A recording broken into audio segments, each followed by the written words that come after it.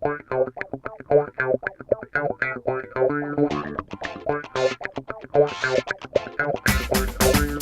to the Mandatory Social Interaction Show. I'm your host, Eric, along with the billowy Ben Burns. How are you, Ben? How I feel about that one. I'm doing all right. How are you? I'm not too bad. So what's going on with you this week? Sounds like you got a busy morning. Way too much. Yeah. Excuse me. So my the first of the month for me is always, these days it seems to be very busy because I am releasing a sample pack every month. So the September 1st, so I released a new sample pack featuring electromagnetic sound effects, which is really cool, and I look forward to messing with that. Cool. Also, it's the start of the month, and one of the 2-hour track challenge albums, season 4, was released, so I'm kind of managing getting all that out there. Excuse me. And a couple weeks ago, I started a Gleam giveaway just to kind of do some social media outreach, trying to spread the word of the stuff that I do. And that ended last night at midnight, so I have to prepare and send out rewards for everybody there. There's a lot going on this morning that it's like, oh, I'll just have all this stuff kind of trigger September 1st. And then I realized that it's a lot of work, so that's not great. How about you? Yeah. Oh, not too much. Wrote a little code this morning to generate the Coke curve. If anybody is interested in that, it's just a fractal curve that I don't know. That last couple of weeks, I've been getting into fractals and fractal art and stuff, and having a good time with that. So that's kind of what I've been messing around with. So yeah. But other than that, not a whole ton going on. So had a couple things though. Was thinking about for the show. Yeah. So the first one is, and this is something that's probably it could take the whole show. It wouldn't surprise me. The self-promotion, like Yes. as a creative person. It's not enough just to create your stuff. You have to figure out a way to put it out there and get people interested. And, you're not, your audience is not going to come to you, even though it might seem that way, or people kind of think that's how it works. Like, I just make this thing and I throw it up on YouTube and people just magically start to appear. Yeah. And that's not really the way it works. No, I also realized that we should mention that Tim is at PAX Prime, so he's not here right now. Yeah, Tim is at PAX Prime, PAX West, whatever you want to call it, having a good time. As a matter of fact, a little bit of cross-promotion here. If you, later this afternoon, 2:30 Eastern Time, if you go to the main Mixer channel on Mixer, he is going to be part of the Mixer podcast. Oh, cool. So he'll be on he'll be on the main Mixer stream at 2:30 Eastern Time. So if you are interested in catching Tim, you can go catch him there. Nice. Yeah. Sorry. Anyway, to get back to your topic, I think that self-promotion is one of the most undervalued, or at least underappreciated, facets of being a creator. Just because it doesn't feel like creative work, which it really isn't. I find self-promotion and that stuff to be the most tedious part of of making things. But it has to be done because, like you said, even if you make the best thing in the world, nobody's going to notice it if they don't know you exist. So, I apologize for coughing. I don't know what's going on, but yeah, it's something that takes a lot of effort, and I hate doing it. Well, and that's one of those things, and this is something I've been wanting to talk to you about for a while, because I know you, and we're gonna use Color Jumper as an example, which is your game up on Steam. Yes. It can be purchased. It's been out now for a year or two. Almost 10 months. Almost 10 months. Was it 10 months? Yeah, I think I released it November 1st, so it's exactly 10 months. Yeah, and I know it was in, I don't know if it was Greenlight or what it was called back then, but it was on Early Access or Greenlight or whatever it was called for a little while on Steam as well. Yeah. Well, no, it was never Early Access. It was Greenlit. It was Greenlight. Okay. but that didn't give them access to it. I had a demo out on itch.io, but it was only like 10, 15 levels, kind of a tech demo of the idea. Gotcha. But I mean, did you want me to talk about the whole thing? So well, here's what I was gonna say is, I know, and I'm gonna we'll start with my what the things that I know about, and then you can kind of expand from there. So I know a couple of the things you did with Color Jumper is you did a bunch of promotional stuff, going to various cons. I know there was a video game con here in town that you went to promote Color Jumper, and I know you went. It's not Magfest. It's not Gen Con. Magfest. That's it. Yeah. You went out to Magfest and did some promotion there. And I know at one point you had thought about going out to PAX, but PAX's convention fees are quite high. And that's the discounted fees because I was an indie. So I'll get into that. So I wanted to talk, and I'm sure you've done other things too. I know you've gotten a couple of reviews from YouTube reviewers and stuff, and I wanted to, kind of explore some of that. So what was your plan going in, and what did you think you were going to do, and how successful were you, and all that kind of fun stuff? I only laugh because I didn't have a plan when I was going in, and that's fair. I mean. Yeah, and I think that because this was my first major game project, it is fair to be like, well, you didn't have a plan. You're still learning the ropes and everything. And I know when I do another game, it'll be a lot better. But I can talk about the things that went right. And that was, and this is kind of specific for game development, but it can be analogous to other things like music or other art. I did release a demo of the game, and that got some pretty good traction. And I used that traction to help promote the game. Like I offered lots of updates to the demo to keep people coming back. I tried to build a small community around it, and the community helped quite a bit with that as well. When it came to Greenlight, this was back when Greenlight was a voting system and not kind of just, hey, pay us $100 and you'll get into Steam. That actually worked very well. Back when Greenlight was a thing, that was probably your cheapest method of marketing because for $100 you'll get in front of thousands of gamers. Right. And that's a good way to build a following or at least interest or knowledge in the game. Like, again, people don't know you exist, they're not going to buy it. So even if they see your logo or your icon, at least they have that in the back of their head. So I think having Greenlight helped a bit because it allowed me to get on wish lists and other things. But like when it comes to traditional marketing, that's really where I fell short. I just didn't know what I was doing. I briefly hired somebody to help out, but his method of marketing and mine weren't really well aligned, so it didn't go over well.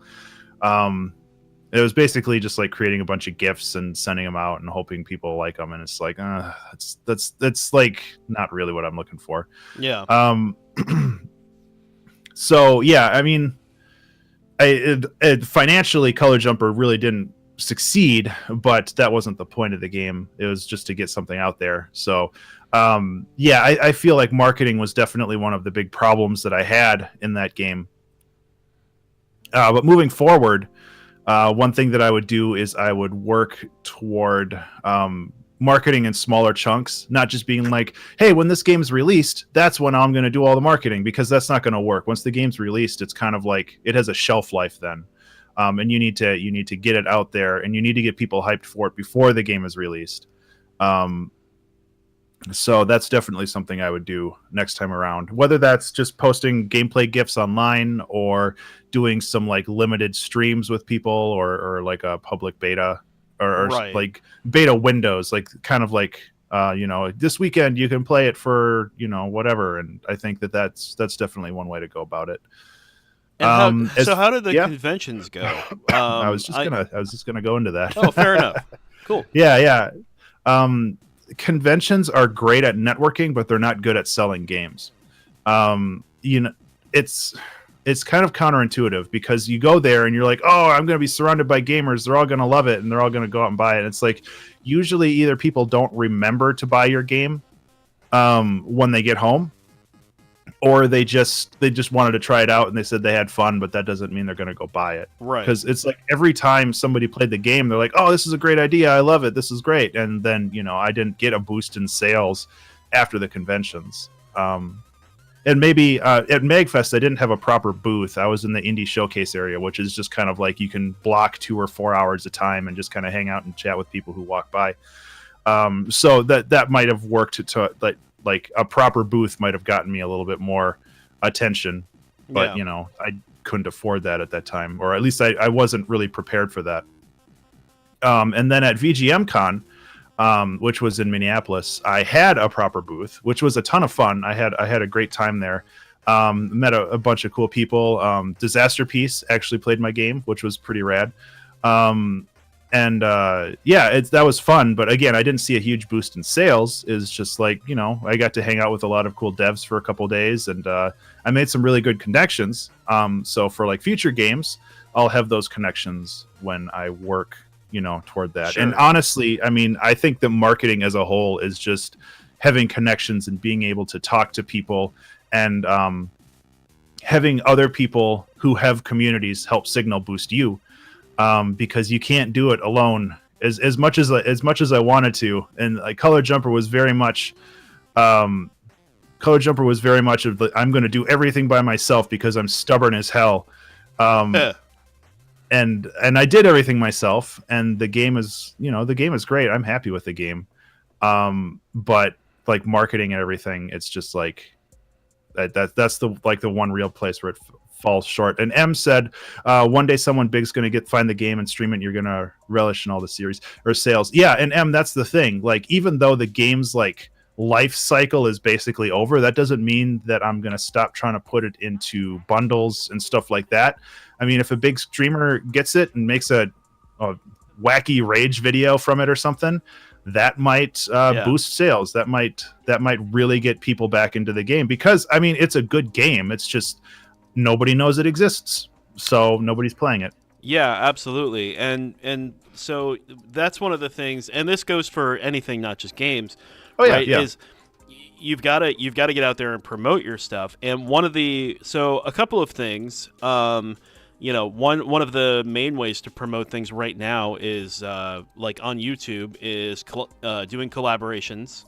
Mm-hmm. So one way to get stuff out there, and I know you've done that with like Garden Sound and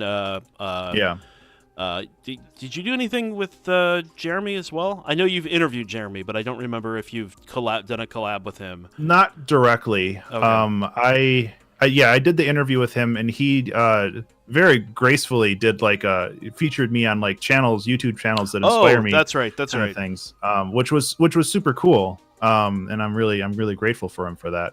But yeah, it's just like I haven't done any direct collaboration with him that you know of. No. Well, I mean stuff that's public that we can talk about. I don't.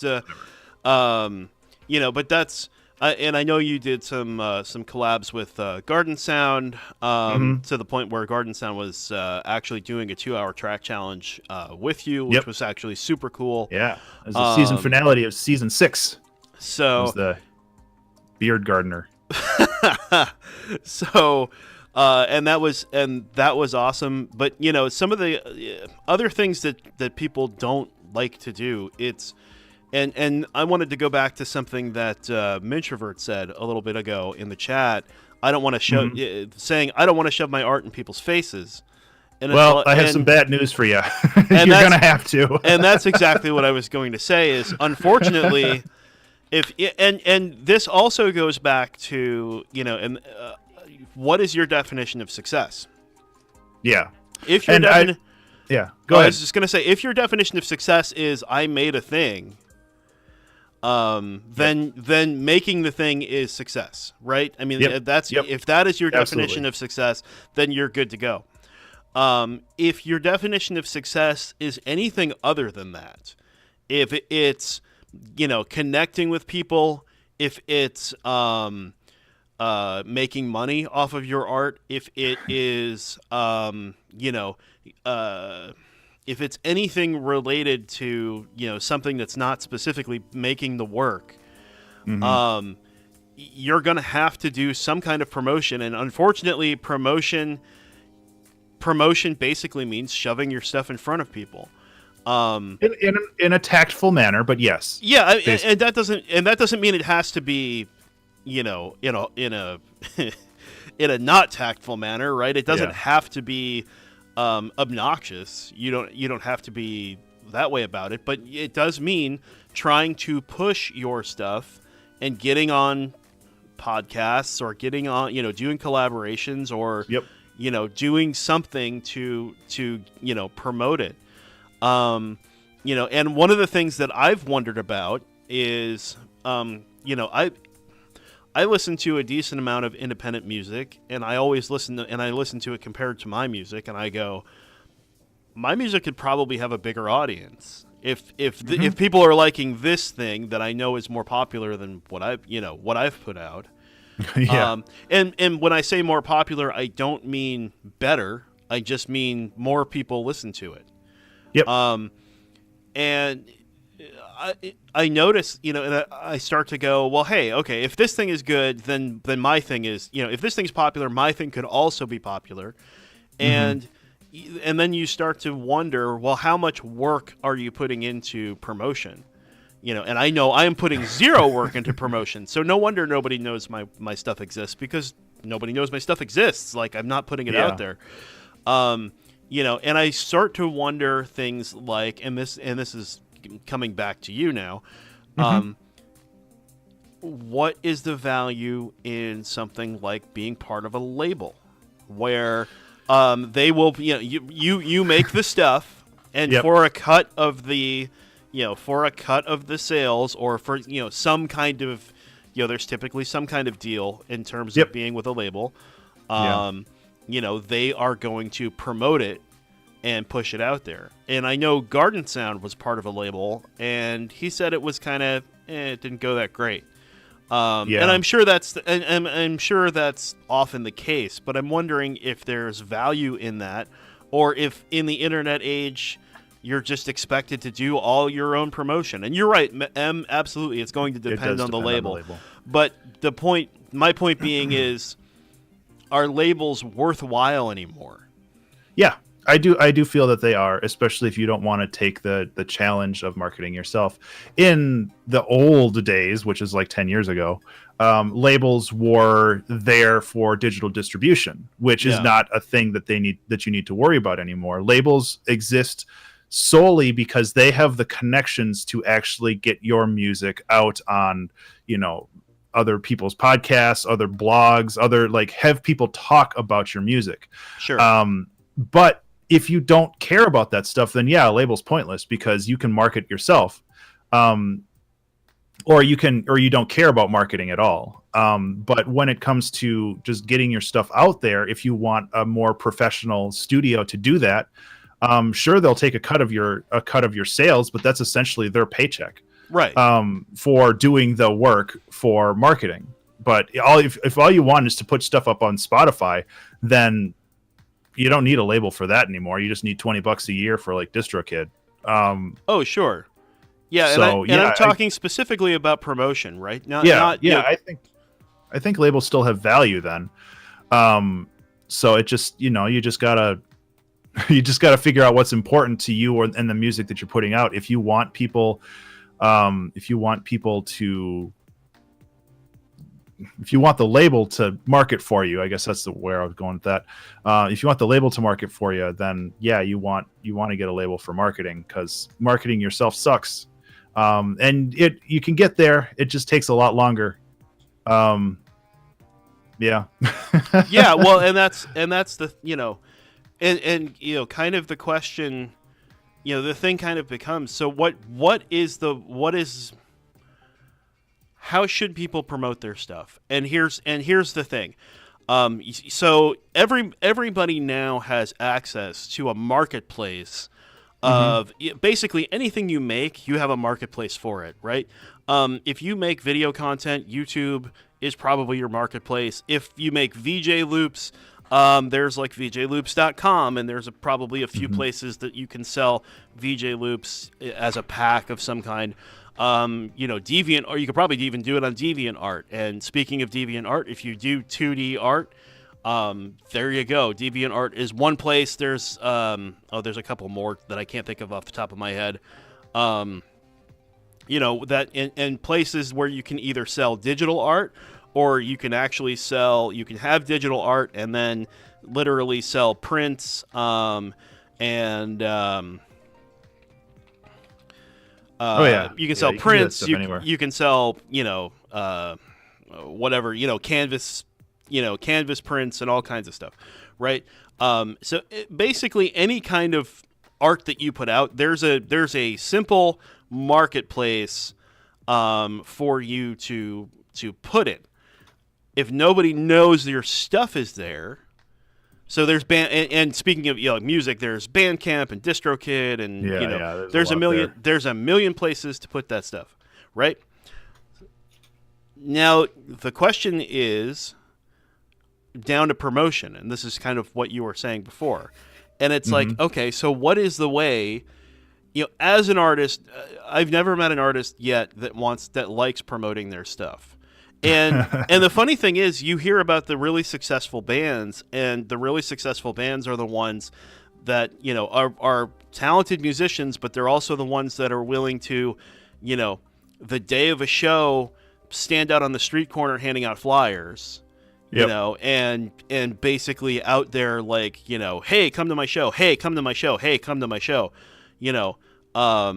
because the more of a draw you can get, the more people you can get in the room, the more they want to rebook you.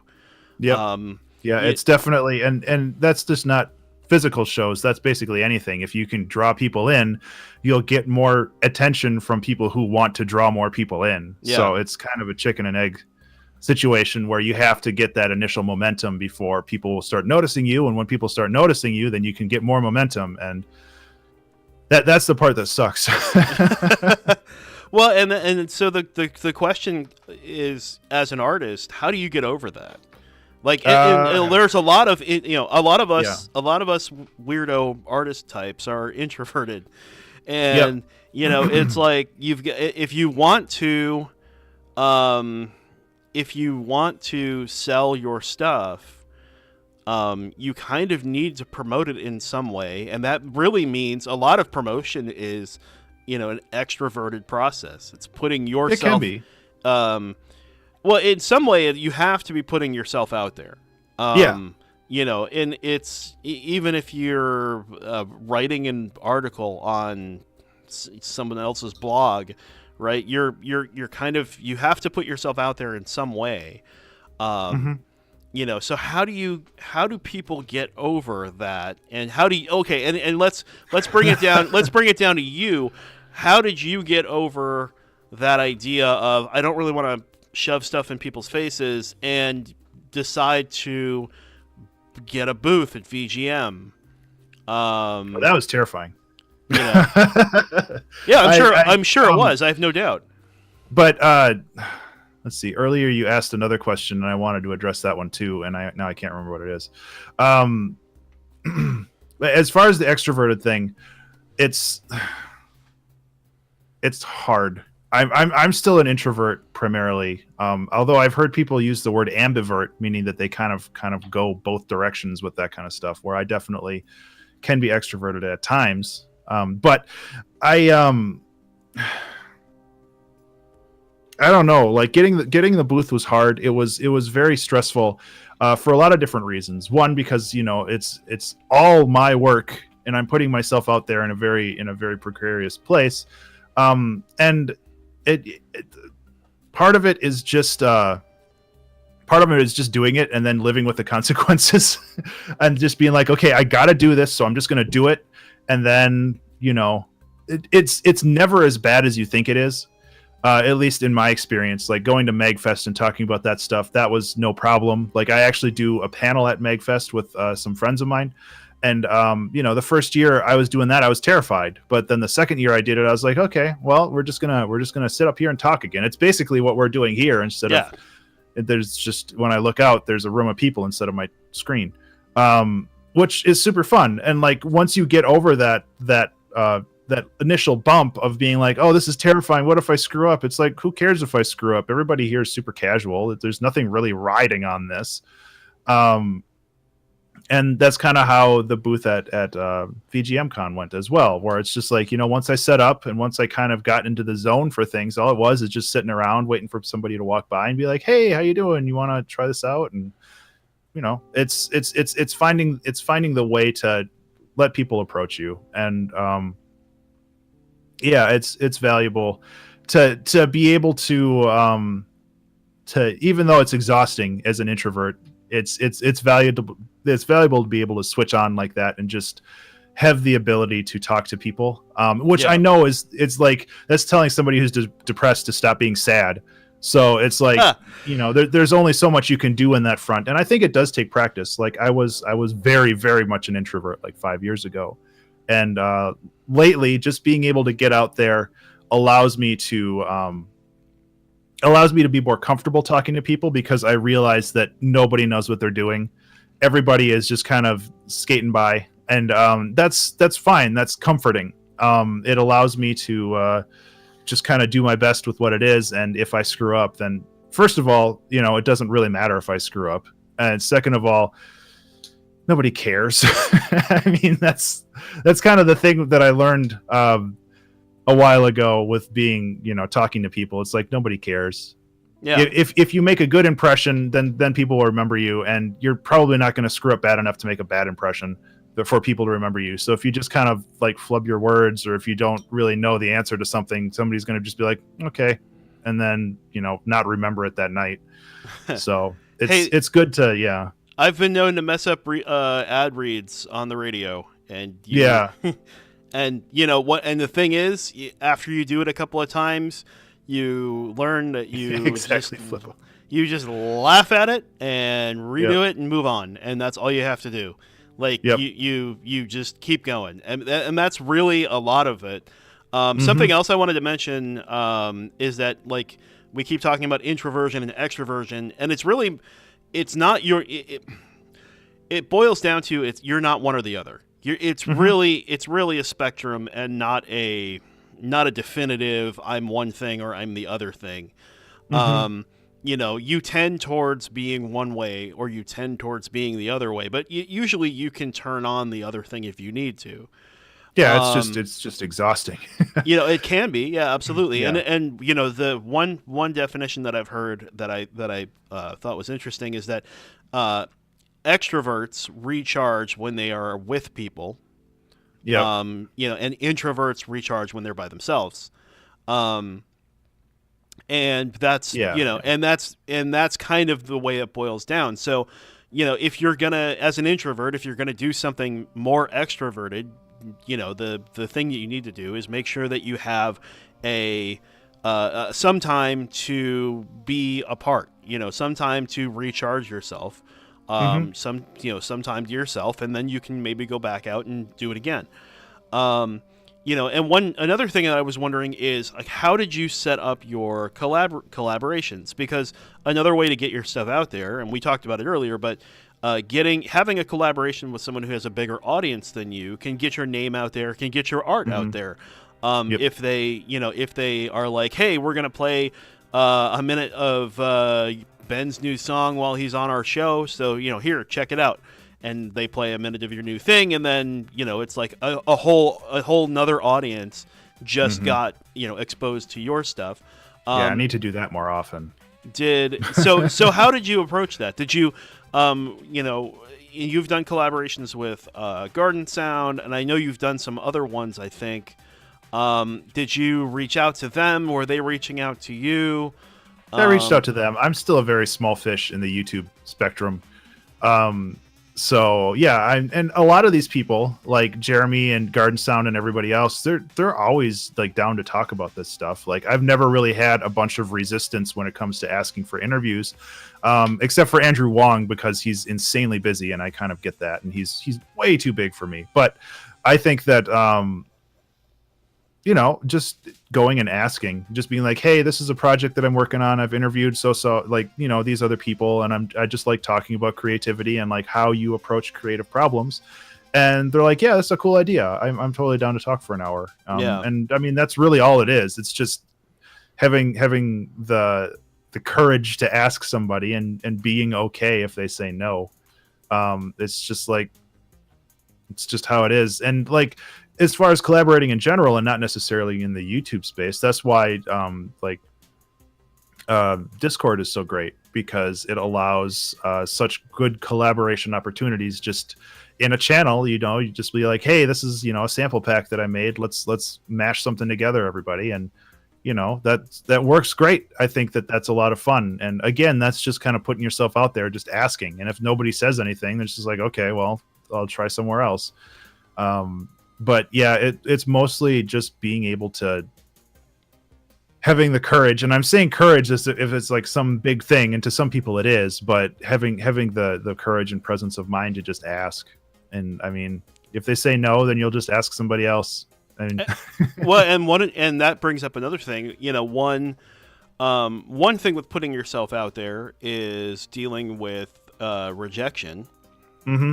So if you put your stuff out there for review, the review could maybe not be so good. Yep. And that can be a difficult thing to do. And a difficult thing to deal with is, hey, somebody didn't like my stuff.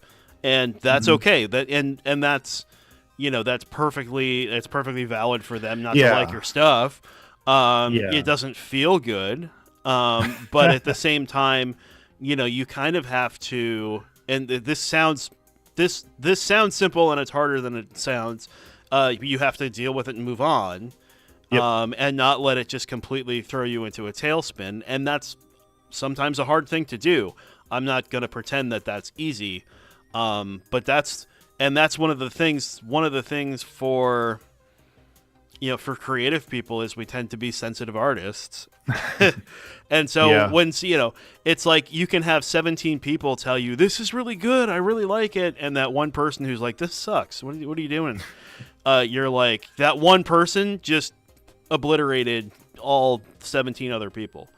Yeah, it's growing a thick skin helps. And I think that just comes with time, just doing this over and over and over, and coming to the realization that not everybody's going to like what you do, and that's okay. Like, and I know we've talked in the past where, the things that you make shouldn't appeal to everybody, because then it's diluted in its message. Yeah.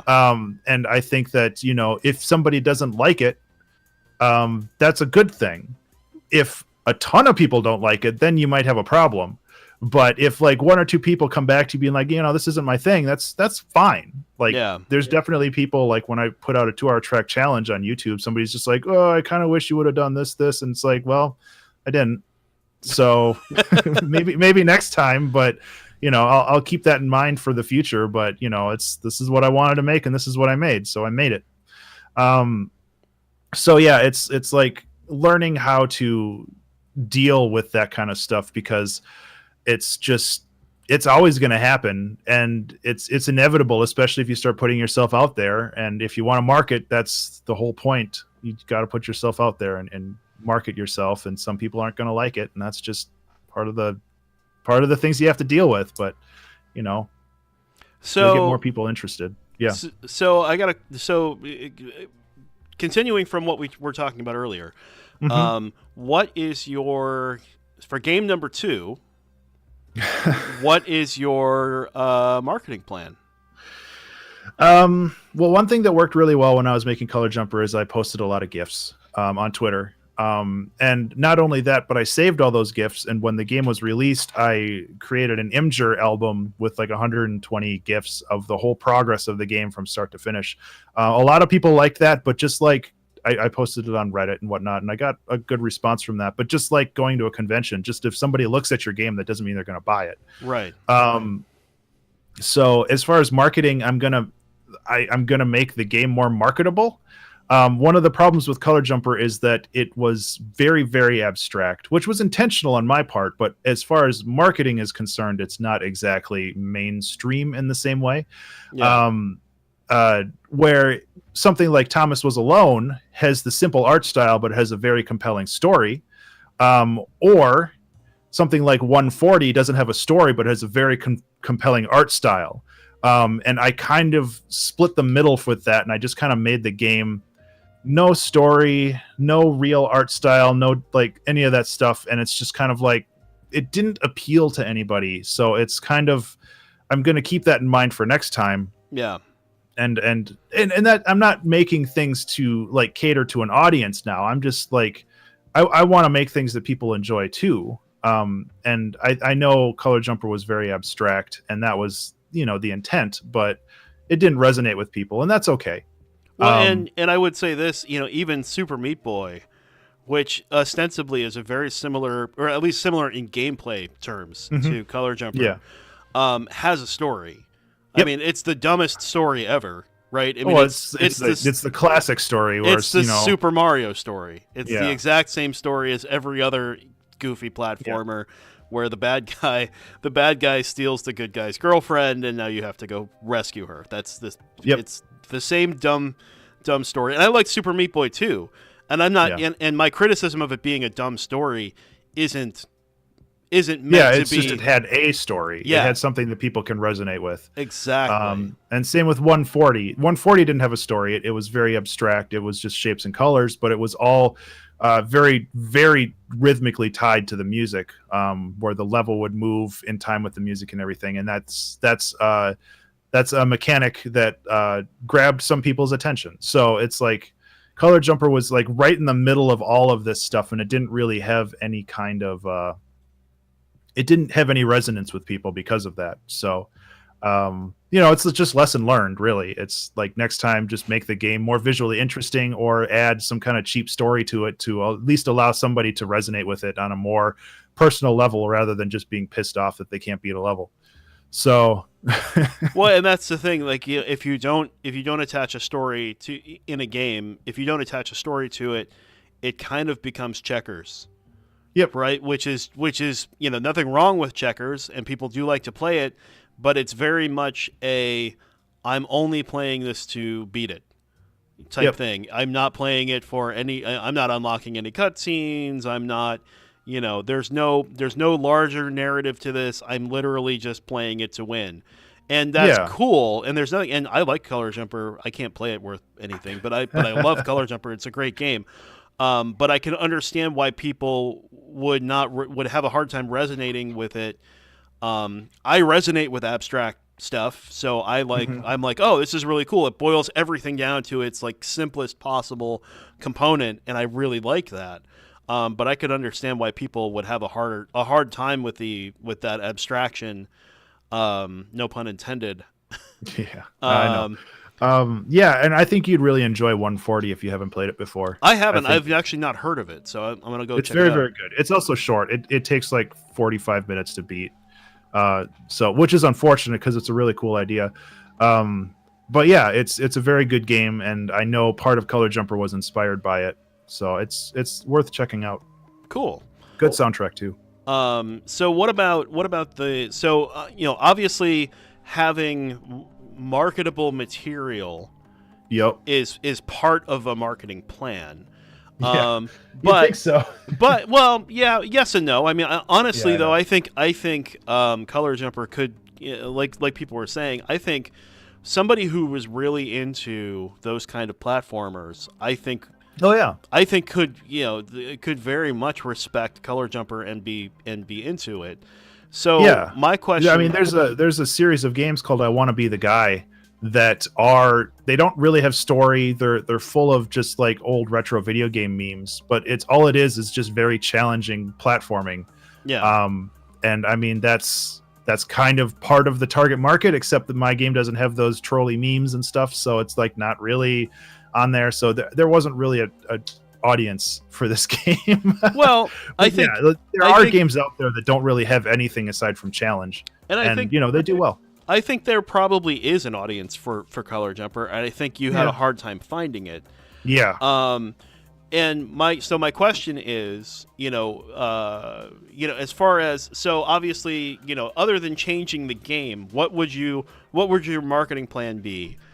how would you get Color Jumper in front of the right people? And clearly, I don't know. And maybe not Color Jumper. Let's say it's game number 2, right? Let's say it's game number 2 and it's the best Super Mario Brothers clone ever, or whatever. You pick a thing that in terms of marketing is like a no-brainer in terms of like people looking at it and responding to it.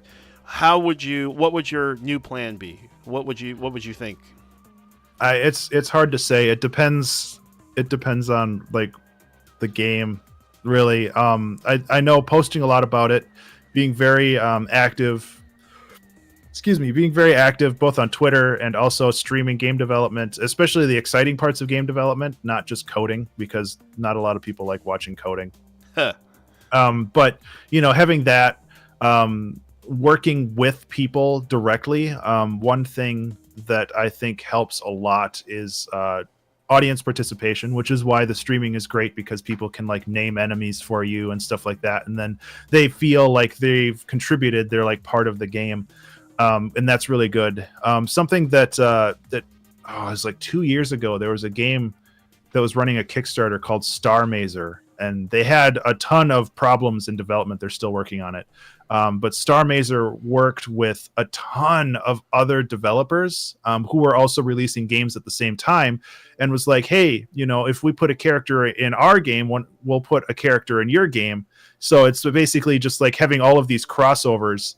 And I think that worked super well for them, where it's like, okay, well, the guy from Hyper Light Drifter will be in the bar hanging out, and then, we'll hide our guy somewhere in your game somewhere, and then, it's kind of like a little cameo. And I think that worked really, really well for them. And I would definitely try to do something like that. Just get in touch with other developers and be like, hey, you guys want to have some fun and just kind of mess around and share some assets. That kind of stuff works really well, because all you're doing is cross-pollinating your community.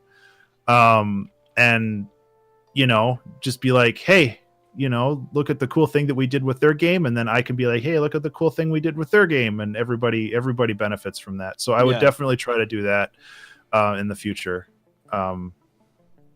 Aside from that, I just make a better game. Well, and that's yeah, and then that's not me saying Color Jumper is bad. That's just me saying I didn't know what I was doing. Like if I made Color Jumper 2, I think that I would do very well at it. I just don't want to do that right now, because I don't want to just be, hey, it's the guy that makes Color Jumper over and over and over again, because that's boring and dumb. I'd rather do something new.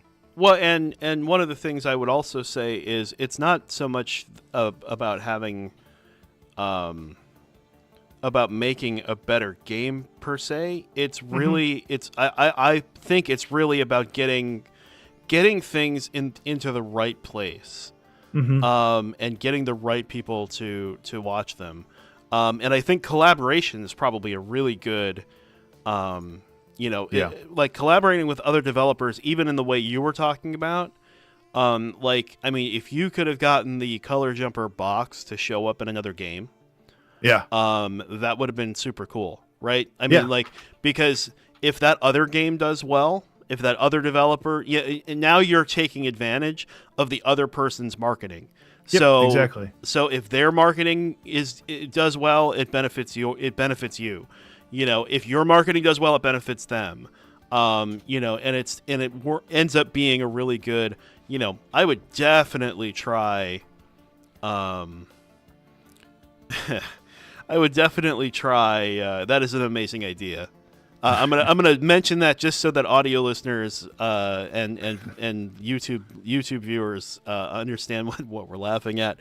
Flippo in the chat here is saying you could make a Super Smash Brothers variant of Color Jumper and call it Color Bumper, which I think would be great. That'd be amazing. And I do have a list of suggestions for a multiplayer version of the game, which I want to do at some point. But again, like it's just investing the time to actually do it. I'd rather make a different game right now. And I think the other thing is a lot of people didn't pay attention to me, like other developers or other media sources, because I'd never released a game before. And that's okay too. It's just building that pedigree is also very important. And I would highly recommend don't start with a 2-year project. Do something smaller. Granted, I expected initially Color Jumper to take 6 months to do, and then, life got in the way and it took 2 years. But, it's start with smaller projects, build a portfolio. And if you can prove to other people that you know what you're doing, and a portfolio shows that, if not necessarily with game dev, but with music or art or anything else, if you can prove to people you know what you're doing, that helps them be like, okay, I'm cool with working with this person, because they will have something that they can bring to the table, and they're not just trying to leech off of whatever little success I have. And I think that's like getting the interview with Jeremy from Red Means Recording. I mean, all I did was I hung out on his YouTube comments, and I posted jokes and actually commented on his stuff, and I talked to him briefly on Twitter, and we just became friends. Yeah. And it's not, there wasn't some kind of weird subversion going on. It's like, oh, I'm gonna get famous now. It's just I just wanted to hang out with him because he was a cool guy, and I guess he determined I was a cool guy too, and it's just like, let's do cool guy stuff together. And that's kind of where that came from. It's just kind of being present and letting people know you exist. And that's just advertising yourself. It's just marketing yourself, really. Yeah. Or it's just like, hey, I think you're neat and I think I'm neat, so we should work on something together. That would be fun. Yeah, absolutely. So I think that might be a good place to end it. So do you have any closing thoughts here on marketing yourself, marketing your game, marketing your music? I can't remember that question you asked before. That's going to bother me. I can, okay, one thing that I can talk about my current strategies real quick. One thing that I've been doing lately, and I mentioned this at the start of the stream, is that I've been releasing sample packs. Yeah. And the primary reason why I'm doing that and why I'm offering them for free is because that allows me to build an email list off of people who download those packs. And it's not some kind of subvertive thing in the details for the pack. I'm like, this will add you to the email list, but I only send out an email once a month, and it's about free stuff anyway. And what that is that allows me to contact, I think I'm up to 3,500 people on my email list now. And that doesn't mean everybody's going to click on anything or see anything. But again, it's just sending people a reminder once a month, being like, hey, I still exist. This is the cool stuff that I'm doing. Check it out. And if you don't want to, you can unsubscribe. I don't care. But I think that that's actually been helping quite a bit since I started doing that 3 months ago, something like that. I've been seeing my Spotify numbers slowly tick up. My YouTube stuff is just kind of on cruise control right now. It's not really going anywhere. I'm not really posting anything on YouTube. I actually have a video about refocusing my efforts on YouTube and stuff that I want to do this weekend, I think. But it's just my current marketing effort is just building a mailing list and just reminding people I exist every month. And all I have to do is just make another sample pack, which takes a good 10 hours. It's not a small investment of time, but it's something that people find value. And if I can give that away for free, people will gladly exchange their email address for that, even if they unsubscribe. Again, I don't care if they unsubscribe, but it's just just getting a reminder that I exist out there to 3,000 people is pretty huge. And the good thing that I can do with that is I can also help advertise other people. I know Melanade released the 2-Hour Track Challenge season 1 for him, and I put that in the email. I was like, this is a cool thing somebody did, and I want to do more stuff like that too. Yeah, absolutely. Yeah, Benwave is real. I released a single on Spotify. But yeah, I mean that's my current track right now. Really, it's just making sample packs and building an audience from that. And I think that that's working pretty well so far. And people say that email is still the most powerful format of marketing because it goes directly to their inbox. Yeah. And they have to interact with it either to open it or to delete it. And either one is fine. I'm not trying to do this in some kind of aggressive manner. I just want people to know that I exist. And I think building an email list is still very, very important. And I know whenever the next game Thanks, MIntrovrt. It goes directly to your spam folder. I know whenever I start working on my next game, I'm definitely going to be talking about that in the email list, and then I'll suddenly have 3,500 people at least aware that game exists, and whether or not they're interested in from there, that's just a game of percentages. It's like, well, 10% of the people might be interested, and 1% of those might click on it. It's like, we might get a handful of people off that, but that 1% might be some kind of big YouTube influencer. So you never know. Yeah, absolutely. Something else that I thought of while you were talking there, ranting, is one thing that might be a way to get Color Jumper specifically, but also in the more general sense, in front of more people, is if you have another thing like a Patreon or some other